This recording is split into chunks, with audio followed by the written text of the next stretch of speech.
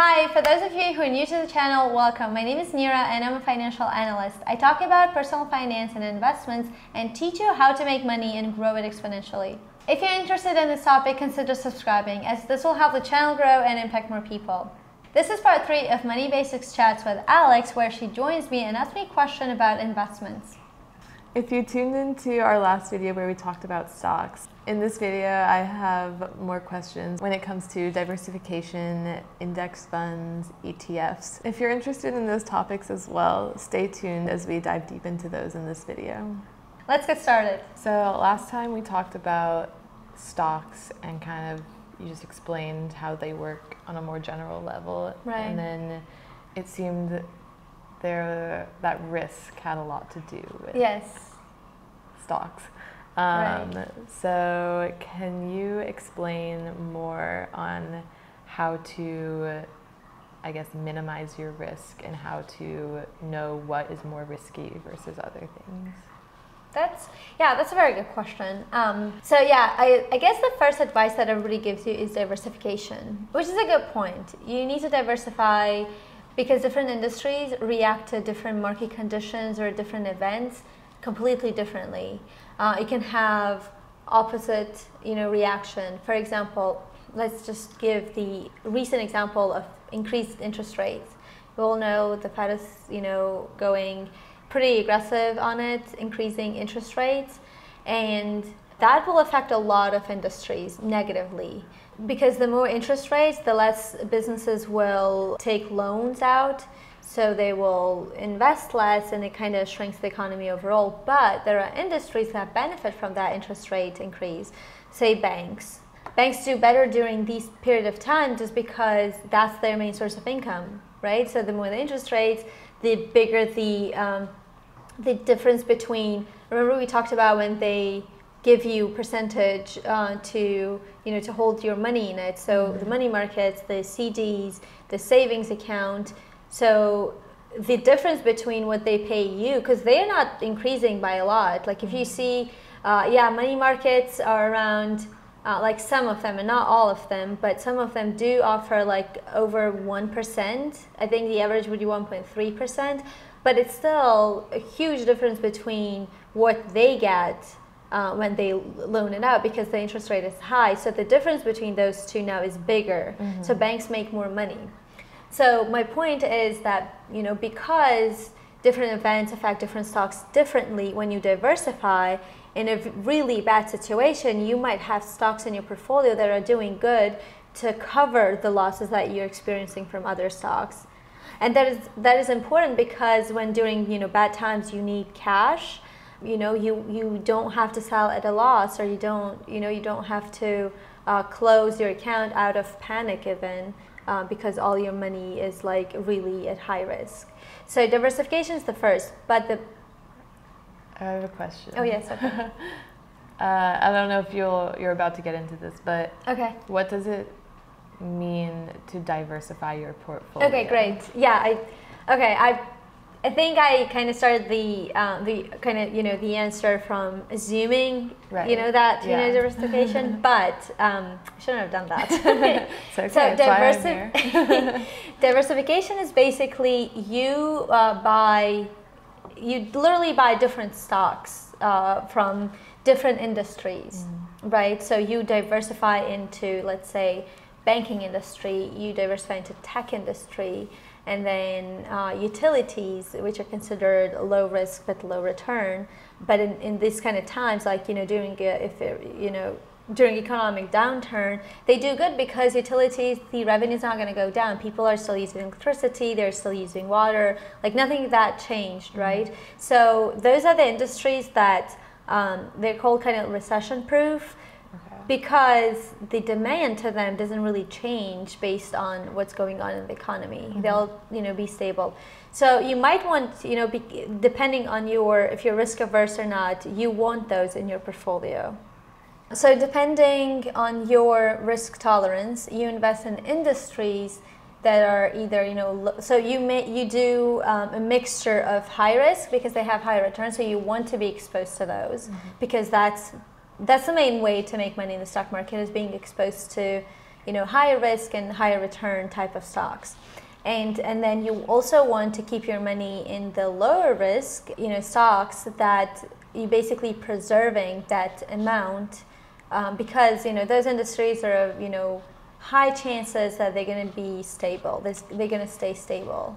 So you keep portion of your money in those, and then portion of your money in a high risk, and that will all depend how you feel about this. For example, if you are, let's say, average risk, you would want to have, I don't know, maybe 30% in like industries like tech stocks and maybe healthcare, because healthcare is also considered like a higher risk. Yeah, we know like during economic downturns, medical demand is still there, but in healthcare, what I'm referring to are those startups on companies who are trying to research a drug, and that's pretty high risk, because if the drug's not successful, then because a lot of companies in the healthcare industries, they go bust. So healthcare is also like in that sense a higher risk, and also there is this merge between tech and healthcare, which I personally have some stocks in that industry, that it's kind of basically an intersection between healthcare and technology, which is also high risk, because they spend a lot of money in research and development. They spend a lot of money in trying to develop the product, and if it doesn't, and there are competitors involved, and if it doesn't really prove to be as good as it sounded like before, the stock will suffer. But if it does as good as promised, then you are on a path for good returns. So the point is, you do 30% there maybe, and then maybe another 50% on a really low risk industries, and that's 80, and that's 80, and then maybe 10% and maybe the 20% in cash. Cash? What do you mean by cash? Like just keeping in money market. Gotcha. Just keeping in money market. So that's your 100% portfolio. But that is very individualistic. You need to go on about what you are comfortable with and coming up with those percentages. So were those percentages were percentages of your portfolio? Right? Yes.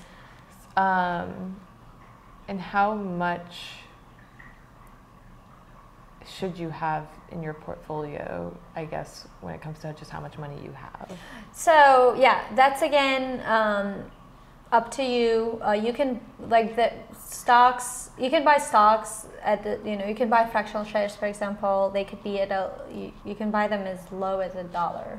Right, so as much as you're comfortable when putting it in the stock market, and again, like say if you're low risk, you can keep 40% of your cash in money market. Like that's okay, right?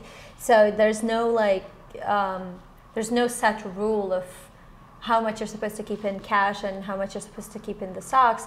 It's usually how you feel about it. Say if you have $1,000, right?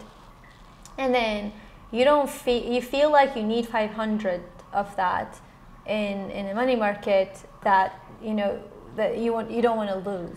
So you would want that to keep that in the money market. So you keep 50% of your savings in cash, which is totally fine.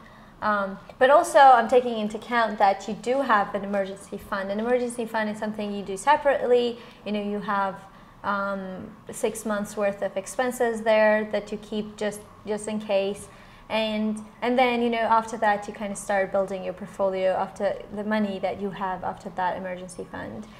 Again, it depends, 6 months to 12 months, whatever is comfortable for you. Usually when the outlook in the economy is bad, you would want to keep 8 to 12 months worth of emergency fund, and then if it's normal time, a normal course of the economy or whatever, then you just keep 6 months worth of emergency fund, and the rest you want to build your portfolio. And say in excess of that you have $1,000, right? $1,000. You put you still don't feel like you want to put, you know, the 500 in the stock market. You only want to put half of that. You keep the 500 in cash, because the point of money management and, you know, planning your money and all your investments is that you feel comfortable. You don't feel stressed over, am I going to lose this money in this stock tomorrow or not? Or, you know, oh, because once you put in stock, it's not locked up in a normal sense. Like, you can always sell it because it's a liquid asset. But the problem is if it drops and you sell it at not a good time. Because if, you know, tomorrow you need that money and it's in stock tied up to that company, and it's, you know, it has a short-term dip of 10%, you don't want to sell it at a negative, because it's kind of like it's an asset. You want it to grow, you want to wait it out, you want to see that it will prove itself, and hopefully whatever you thought about that particular stock that you put your money, it will, you know, prove you right, and it will get you some returns. So what I have gotten from how you've explained diversifying your portfolio is, I guess, diversifying in two ways, where you're diversifying between having like lower risk and higher risk. Yes. And then also just diversifying among different, what's the word? Different industries. Yes, yes. Okay. And so when it comes to different... Sorry, I'm just going to add, into different industries, into different stocks, but also into different instruments. Like, you could put that in money market as cash. Right, okay. You could put into like those bonds that we discussed. I don't know much about corporate bonds, but mostly I'm referring to the government bonds. Okay.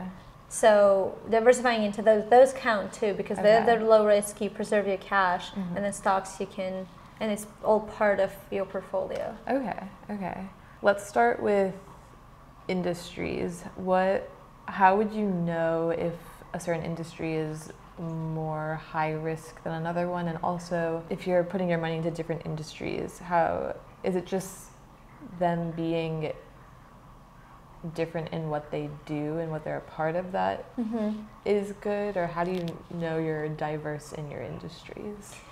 That's a great question, because it's not always easy. The reason being is that there are a lot of companies that fall into like the intersection of those. So I just mentioned there are companies that are tech and healthcare, like, because they use technology in healthcare industry. So it is hard, right? But the good news is the brokerage account that you have would usually provide you an insight into which industry it you know, belongs to. Okay. So usually when you go to, you know, when you have an account in brokerage, they would usually tell you which industry this or the other company falls under. And it's also a little generalization that, you know, whatever industry you put your money into is high risk or low risk. That would be generalizing it. For example, in tech, Apple is pretty, you know, low risk, considered low, because Apple is considered a blue chip stock, which means, I think we mentioned it before too, but, you know, just to kind of refresh our memory, is a company that has been proving itself for a very long time, and because they have more or less steady income and, you know, revenue and their costs and expenses, it's easy to forecast their, you know, future cash flows, by which you define how much a stock should be worth. So they're easier, they've proven themselves, their profits are kind of very reliable, basically. So they're considered low risk. And to that point, high risk is usually those companies that you cannot define what the future holds for them. You cannot define how much their revenue is going to be, because you don't know yet if, you know, the market wants their products, right? You don't know that if they will keep growth at this pace, because a competitor might come, offer a better product at any time, and this growth will just, you know, get crushed.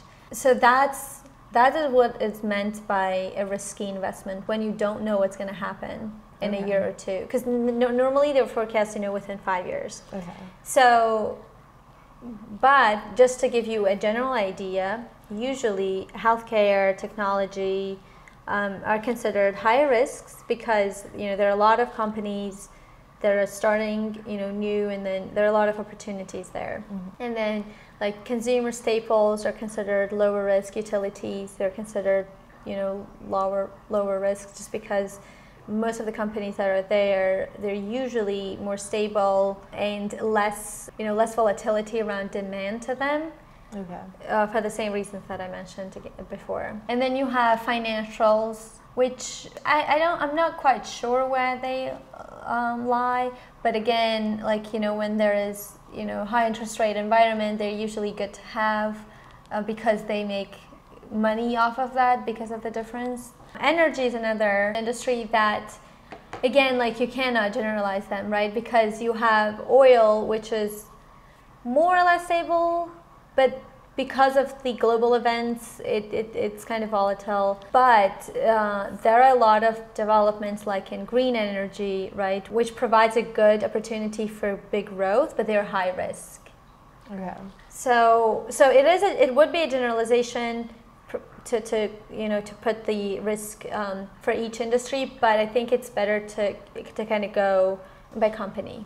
So you mean it's better to just look at you mean to look not just in the general industry, like don't invest just in the general industry, but just in, like, look for a specific company within the industry? You can look into a specific industry, like, if you want higher risk, you go to technology because there are a lot of high risk there and opportunities there. Or you go to energy, but more like green energy, where it's still kind of in the process of getting there, so there might be a good opportunity.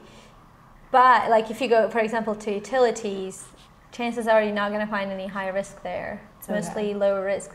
So they're good to narrow your list down where to look, but then you need to go through each company separately. Gotcha. And it's usually like, you don't have to like go through them. It's more like, I think majority of people, they would, like, including me, I would hear a stock and then look into it and then be like, okay, it's in technology, which, tech is usually good during, like, when the economy starts recovering and starts growing. It's really good time to be in tech. And then tech is like everywhere in all industries, like they're making use of it. So you don't go from industry and then look into them. I think usually what happens, you hear a stock and then start looking further into it.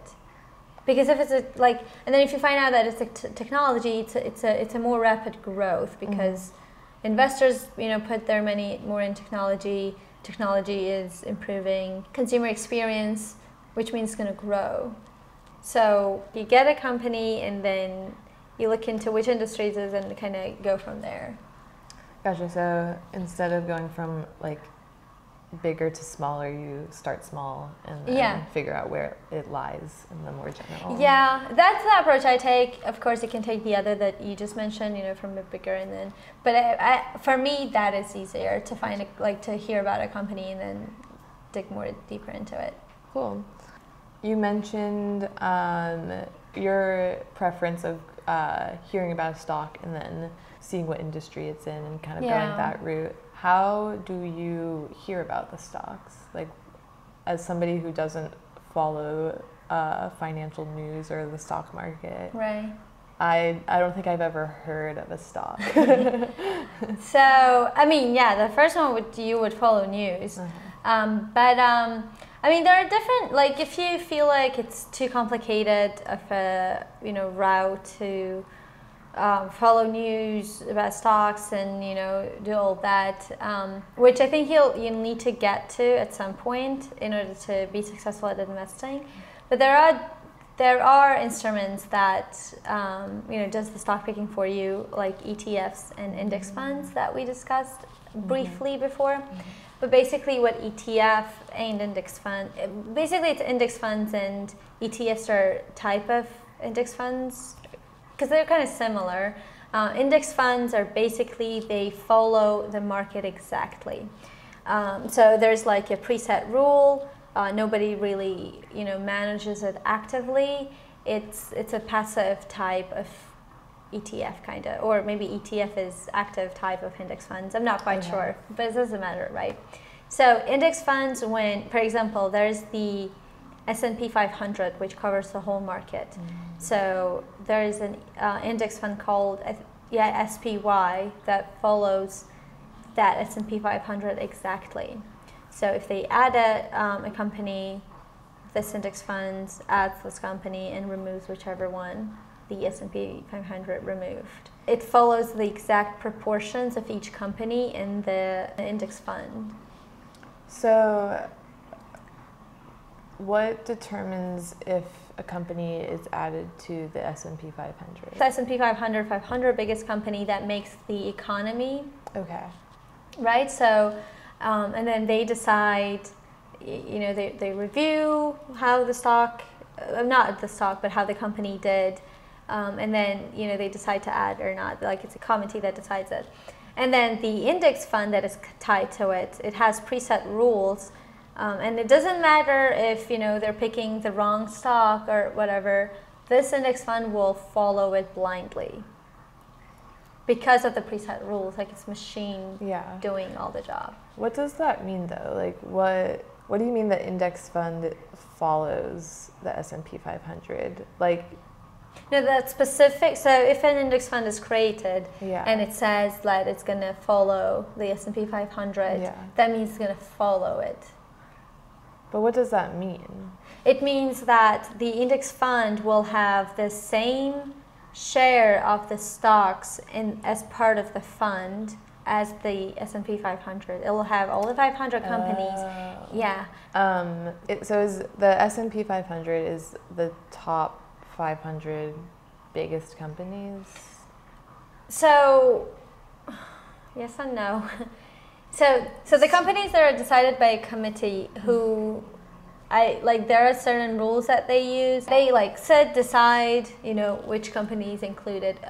Generally speaking, it is a market cap based, and market cap is basically the number of shares multiplied by the stock price. Okay. So that's the market cap of the company, and that's what defines what share of the S&P 500 is going to be, because it's a fund and certain percentage of a company will be part of it. So 100% of it, 20% is Apple, for example, and that's the number on the top of my head. And then the index fund copies that. So the index fund, how does that work for, I guess, a consumer? Like, what do they buy shares? Exactly. Okay. So the index funds, you just buy the index fund and it just performs the way that market performs, that it follows. Because it can form not just the S&P 500. The index funds, there are a variety of them that focus on different types of markets and industries. They could be because the S&P 500 is the popular one just because it covers the market, right? Because it's most of the time referred to as the market. It's used as a benchmark, which means you look at how S&P 500 performed to kind of gauge the overall stock market. So that's why it's the most popular. SPY was the first index fund to be created, and it's still the biggest in funds. Because it's very generalistic. It covers the whole economy. So that would be I think if you want stock market to start even in stock market, that would be a good way to invest your money, because you're going with the market, and the market on average is returning 8 to 10%. Okay. So would you say an index fund is as opposed to buying shares of stock from a specific company, it forms a more general share? It forms a more diversified. Okay. Because when you buy that index fund, one share, it exposes you to several companies already.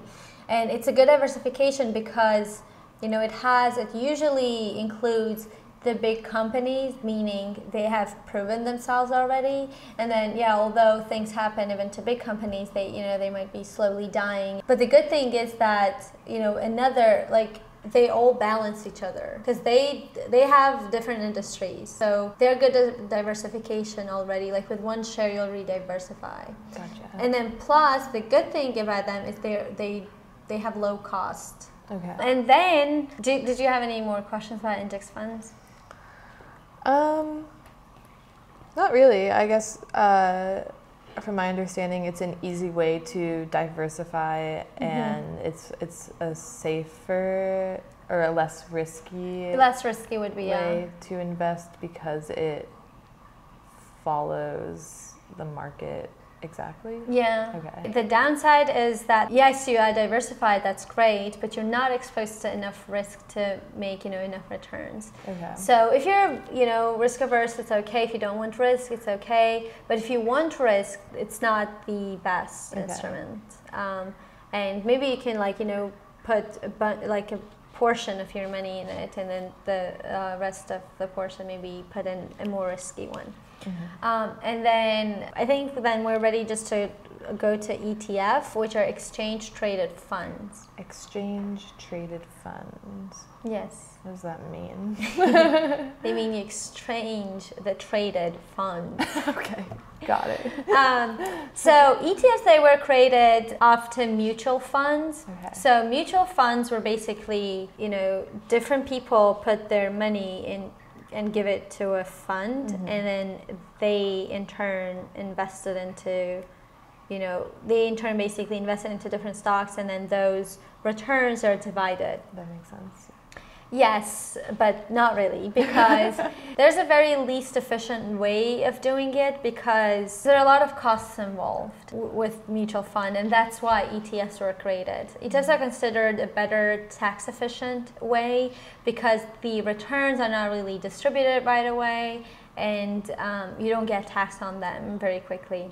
So without going into any details, I just wanted to kind of give a brief history of how they emerged. They basically emerged to make the mutual funds more efficient. So within cost and time. Okay, so do they work in a similar way where... They do. Okay. Because the way it will work, so the ETF is created, they make necessary disclosures, so there's a lot of legal paperwork involved, and then they raise money to buy, stocks. Gotcha. So they need to have a strategy and what they're investing in. Like, it should be very clear of what that ETF is trying to do. Because it's not mimicking any market or it's not an index. It has certain rules also, which they're not like preset and automatically done. It's a little more actively managed, in a sense, like the manager is gonna include and remove stocks depending on how it best fits with the goal of the ETF. And there are a different bunch of ETFs. There are some, very interesting idea. Like recently, there's an ETF in the making. It's not yet official, but they copy the exact trades of politicians, for example. And that's what the goal is. Just, copy whatever Nancy Pelosi trades, right? So, and then there are different themed ones that only invest in, for example, we could say a green energy themed, and they only invest in green energy type of investments. So when you have an index fund, which is more broader, and it kind of invests in a broader market and invests automatically, you have ETFs where it's more niched out, and then it's more specific, and it's not preset rules. It is managed actively. So, but that brings you more expenses into play. So usually it's also disclosed. You know how much you're gonna pay for that, because it's usually a percentage point, and the more you invest in the fund, the more your expenses are with this. But the good thing is that they do the work for you, so you don't have to pick. You just if you, for example, you could invest in green energy stocks if that's what you believe in, sustainable development, if that's what you believe in. And then there are another one that is very interesting to me is there's this ETF that invests in, it's a global one, because I think it's very good to expose yourself internationally as well.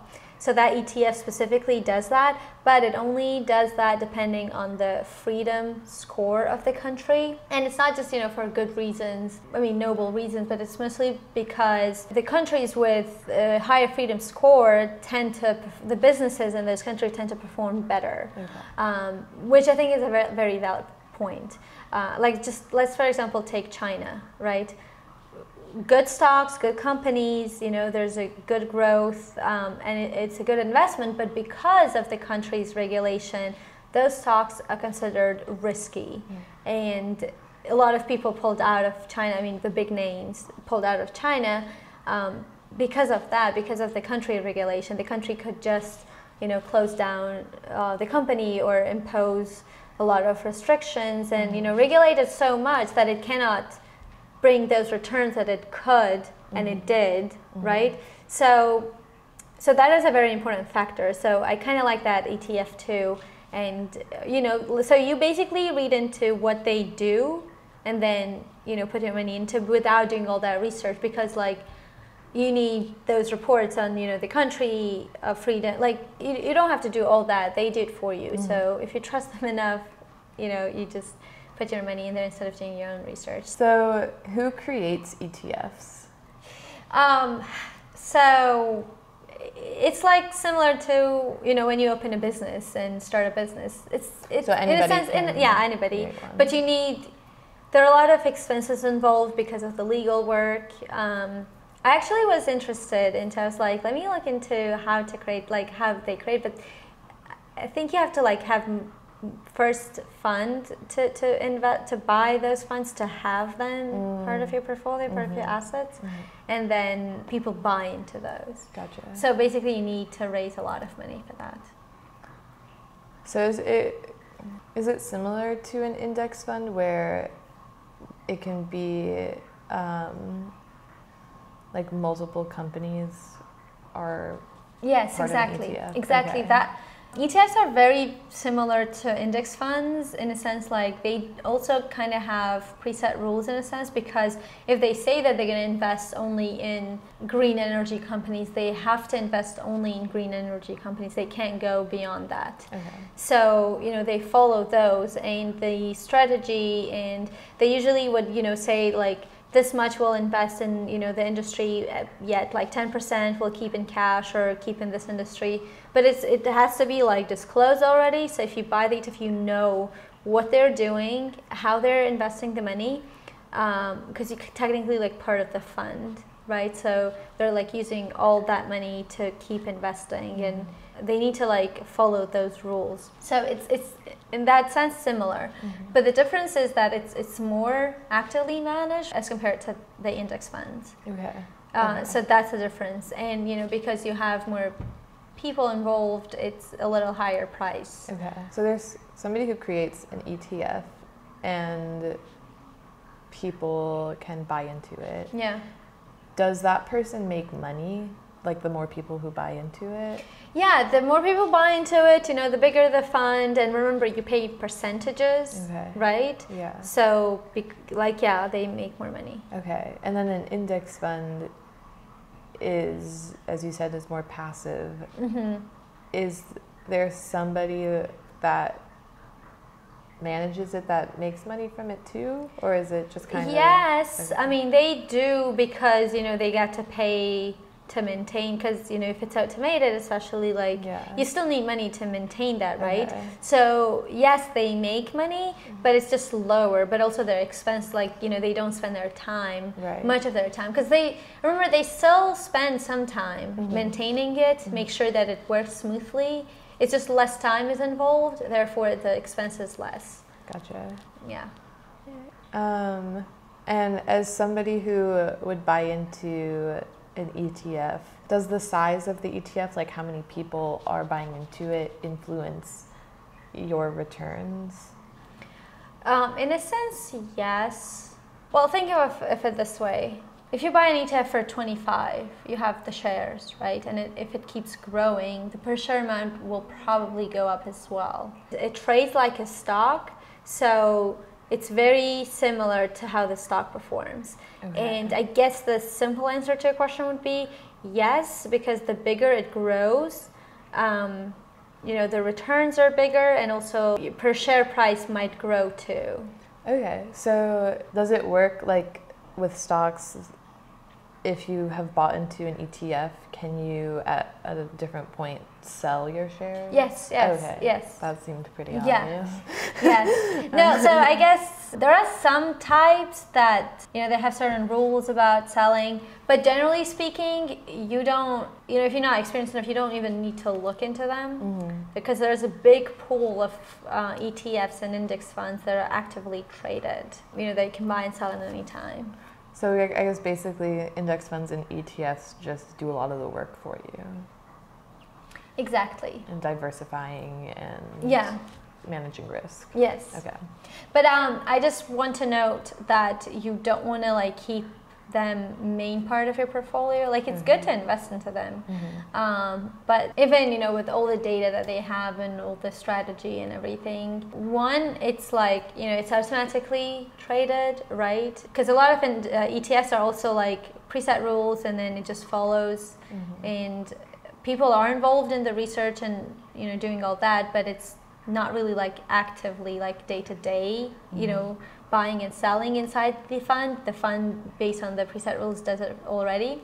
And then there are other active too. But personally, I would rather research into company myself and know what's going on. Because with the ETF, yes, you have the rules, but you don't really know what's going and you don't have control over it either. But when you pick stocks, you know better about, because you've done your research yourself. And when an event happens, you know how it's going to react, so you can react either buy more or sell the company. So it's kind of more control. So if you want more control, and I think with your money you should, it's good to have them, but not big part of your portfolio. Gotcha. Okay. So what I have taken from this discussion is that when you begin investing in stocks, it's important to diversify your portfolio when it comes to the industries you're investing in, and also when it comes to high risk versus low risk and your risk tolerance. So another downside in ETFs and index funds that you don't want to keep big portion of your portfolio is that they diversify, but too much diversification is not good either. Because you want to keep part of your portfolio risky enough to get a good return. So if you do research and are comfortable with a company, it's good to kind of invest in it and then see how, a few companies, because you can only be able to kind of catch up on a certain number of companies, right, and industries too. So it's good, to use them as diversification and then kind of try to invest in single companies and not to diversify them too much, because that could also kind of backfire and not return you good enough. So you want to find the good balance when it comes to diversifying. Yes. Cool. Okay, and so I guess index funds and ETFs are a way to invest in a lower risk. A low risk situation. And have that be part of your portfolio. And then maybe choose some more higher risk options. Okay. I think that's a good way to put it. Cool. So far in our chats, we discussed government bonds, stocks, and ETFs and index funds within stocks. On our next video, we can discuss about real estate, different ways to invest in them, and just basically everything about it. Everything about real estate. Sounds good. If you like this series with Alex, please let us know. We would love to hear from you. If you have any questions, leave a comment down below, and we hope you will join us in our next conversation. As always, thanks for watching. See you next time. See you next time. What? What was that? Okay, what do we do? And now we're going to take a break to pause our camera, because that's what we're working with. Yeah. So you subscribe so that we have enough investment to invest in that. Thank you. Cut that. Wait, 30% and then 60. Oh, I said 50. Yeah. No, I said 50. That's right. That's right. Yeah.